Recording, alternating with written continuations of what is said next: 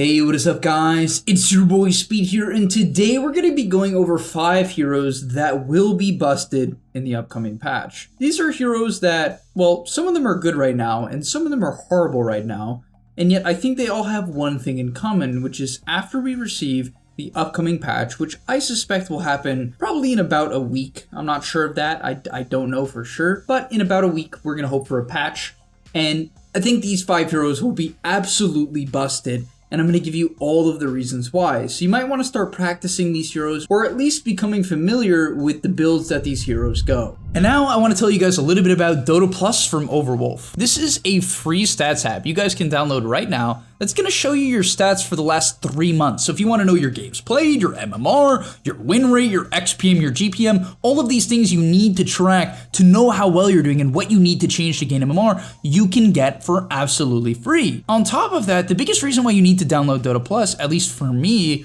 is the ban suggestions. Basically, it tells you what the enemy team is good at. It tells you their best heroes, what they've been winning with. You just ban it. You might be wondering why your good heroes, why your best heroes keep getting banned. It's because of DotaPlus. The enemy team is using it and banning out your best heroes. So go download DotaPlus right now, and I'll see you guys there. All right, getting to the first hero of the list. This is currently my favorite hero in Dota right now, and that is PUDGE. Man, there's something different about PUDGE right now. I'm not gonna lie to you guys, I'm currently 7-0 with PUDGE at the moment. In ranked pubs, 9k MMR pub, 7-0. I think that this hero, if played properly, is straight up broken. I think Flesh Heap is a wonky ability. The fact that it just blocks flat damage from every spell means that there's just so many matchups in the game that PUDGE just hard counters.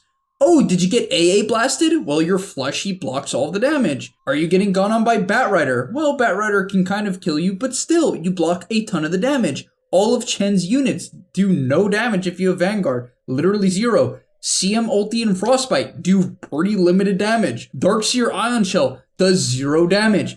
Flesh Heap, and I could go on and on and on about why this hero is so odd and why I think it is just straight up broken. But you might be like, okay, Speed, but that's not what we're talking about in today's video. We're talking about heroes that are going to be busted in the next patch. And honestly, I think PUDGE will get nerfed. That's why I want to start the video with this. This is like the only hero on this list I think will get straight up nerfed and still be broken. And I mean that. I honestly think there's also not enough teams and players experimenting with this hero right now.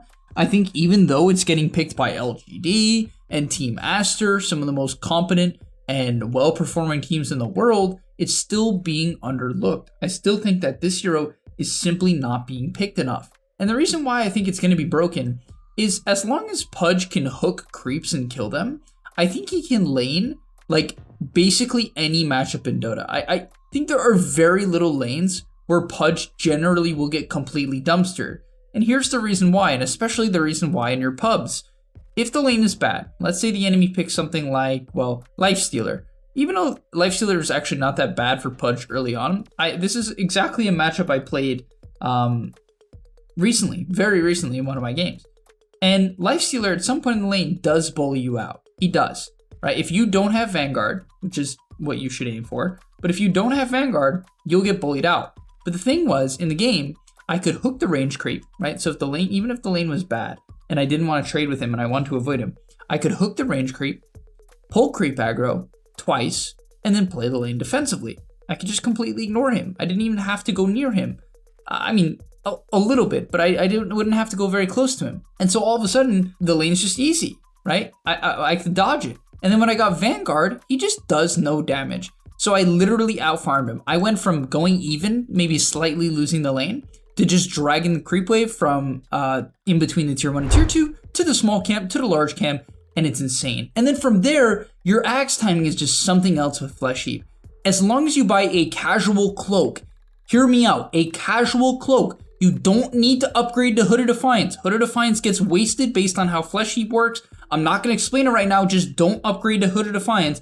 It's not worth it. Just buy a cloak and your axe does no damage. That's it. All you need is a soul ring and a cloak. You'll have infinite sustain because also, let's assume your lane goes bad. You can hook large creeps. You can dismember large camps and take them with rot. PUDGE can unironically jungle once he's level 5, completely fine. When he's level 6, he flash harms jungle. When he's level 7, 8, he wipes through the jungle. This hero has so many options in the way that it can play. It can also dominate lanes. I've killed multiple lanes. I played against a Slark. I think it was literally Tomato. I'm not sure. Maybe it wasn't. It was some very, very high ranked pro, and I beat him in lane with PUDGE. Like straight up just won the lane, just killed him a bunch. Like this hero, even against counters, I honestly think Ursa is not that hard of a PUDGE counter. Maybe in the mid game it's not great, but like even then you can just itemize around it. You can buy a Ghost Scepter because you don't have to buy any right click items, right? So you could just go like Axe, Cloak, Ghost Scepter, and it's completely reasonable. All right, getting into the second hero of the list, I know I harped on PUDGE for a long time, but that is SVEN. I honestly think SVEN is just going to be pretty reasonable as a response to the unit heroes. I think Valve just isn't going to nerf the unit heroes hard enough again, and we're still going to be in a slight zoo meta. Even though in your pubs you might not see too much zoo, I think if you do see it, SVEN is a good response. I think he provides armor to his teammates. It's an AoE stun against the units. He can burst through these heroes. Like Lycan, for instance, is very tanky. He's very hard for most carries to kill. Not necessarily for SVEN at some point in the game. And so honestly, I'm a big fan of SVEN in these matchups. And then really what I like about SVEN is I'm a big fan of his current level 15 talent. So if you don't know what it is, at level 15, SVEN gets minus 15 seconds on God Strength cooldown, which is very notable, right? Because a big problem with this hero is that when God Strength is on cooldown, you're a complete bot. Like SVEN without God Strength is horrendous. I can't stress it enough. You're horrible, like so bad. And so this God Strength cooldown talent is great because the other talent is cleave damage, which is not a bad talent. It's 25% cleave damage, which is like a great talent, by the way. It can help you kill off, supports who are sitting behind cores, and you can cleave them or whatever. It's a good talent.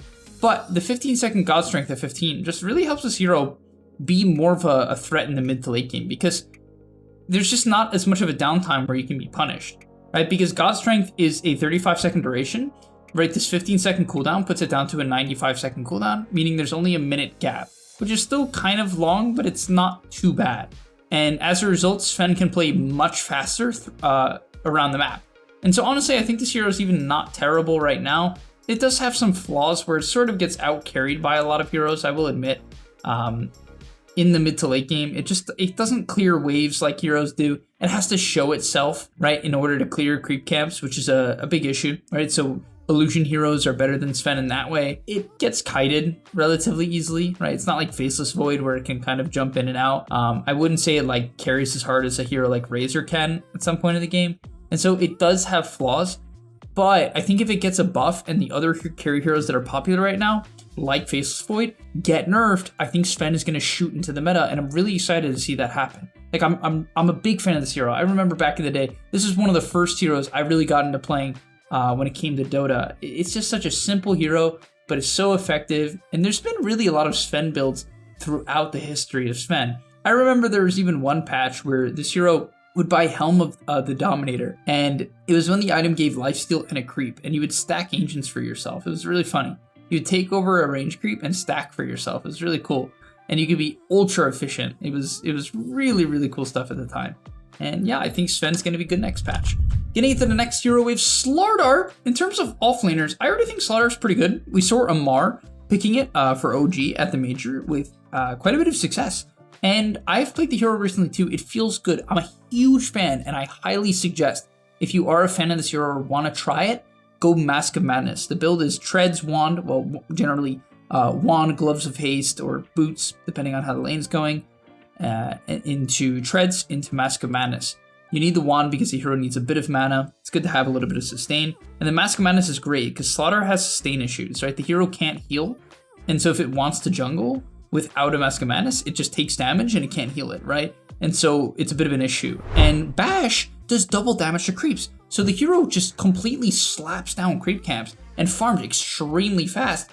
And in a lot of matchups, it's straight up a lane dominator, right? For instance, something like Faceless Void, it's pretty good against Void in lane. It can often bully this hero out of the lane at some point in the game. And so it feels quite good in that regard as well. On top of that, one of the biggest changes to SLARDAR that I thought would make the hero even potentially like too strong and I think if it gets buffed again, might be part of the reason why it's too strong, is when you ulti someone with Corrosive Haze, the enemy unit, and this is the last line of the ability, the enemy unit leaves a trail of water behind it for 8 seconds. Why is this important? Well, hopefully it's for obvious reasons, but if it's not, basically when SLARDAR is running in water, so if he's running through the river, you know the river by the mid lane, the middle of the map, he actually runs faster. A lot of people don't know that if he has Guardian Sprint active. This applies when you Corrosive Haze someone, they put water behind themselves, which obviously helps you chase them down with Guardian Sprint. And SLARDAR's ability to stick on top of a target with Corrosive Haze plus Mask of Madness plus Guardian Sprint is insane. You cannot get away. Like, you can't get away. You just die. Like, if you can't stun him, you're going to instantly die. And it really just plays out like that. So I really would look out for Mask of Madness SLARDAR. I think the hero can even be played as a safe laner. As time goes on, I think the hero will be picked as somewhat of a flex between the safe lane and the off lane role, and I believe it might have a lot of success in that regard. Next up is Witch Doctor. I'm telling you, I've been saying it for a minute now. I've made videos. I had a video actually kind of pop off about Witch Doctor recently, and I'm telling you guys, this hero is the future. It's the future of position 5. The fact that it's not picked more as is, I mean, does it have some flaws? Sure, okay, it doesn't have a great stun, but it's a pretty good laner. It's actually a very solid laner. It's like a heal laner too, which works well considering the state of salves. So I don't get it. I don't get it. I don't get why this hero's not picked. The ulti does so much damage on a 60-second cooldown. It enables you to be very high tempo. The only problem is the hero doesn't scale. It does not scale, I will admit. Like, compared to other heroes, it doesn't scale. But it still has Maledict. It still has Maledict is a crazy ability. I will admit, one of the biggest issues of the hero is it's sort of bad against uni heroes. But at the same time, your shard helps you get away or buy time, and your stun is a bonus duration. It's a 5-second duration against units. So it sort of counters these heroes. Honestly, all in all, I just think Witch Doctor is not being experimented with because the hero is kind of weird. It generally gets a bad rap as a hero that just is a mad laner and falls off, but Maledict is in the best place it's ever been in, as far as I'm concerned. I think the heal at level 1 is extremely good with certain heroes in lane. I think you can be ultra aggressive with Witch Doctor heal at level 1, and yeah, I think the hero just can get very active in the early game, and Maledict is just Maledict. It's one of the best abilities in Dota, hands down. So yeah, all in all, I do see the issue with the hero. The cast range of Witch Doctor is really the biggest thing that lets him down.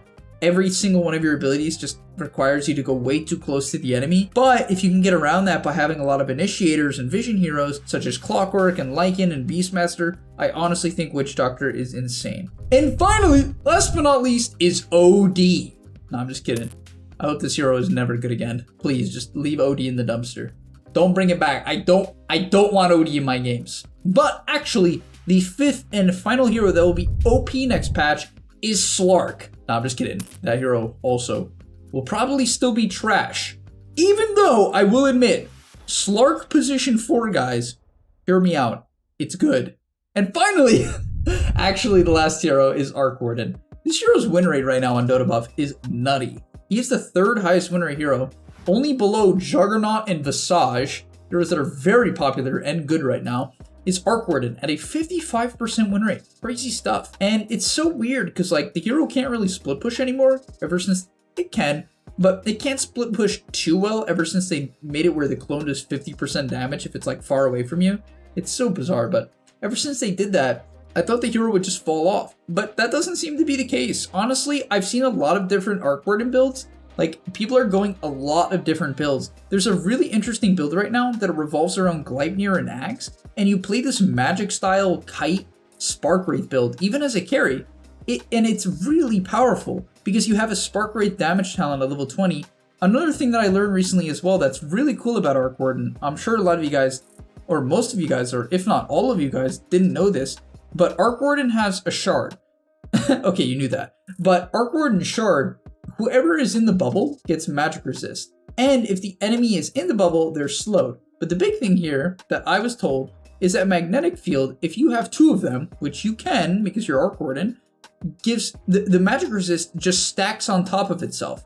So you get 80% extra magic resist. Yeah, you heard me right. Yep, 80%. Obviously, it's diminishing, you know what I mean? Like, you don't just straight up get 80%, but you're gonna have like 60, 65% magic resist, which is insane. Like, for obvious reasons, I don't think I have to explain that. Like, that's crazy that at some point in the game, this hero can just do that, right? And just nullify certain magic damage heroes.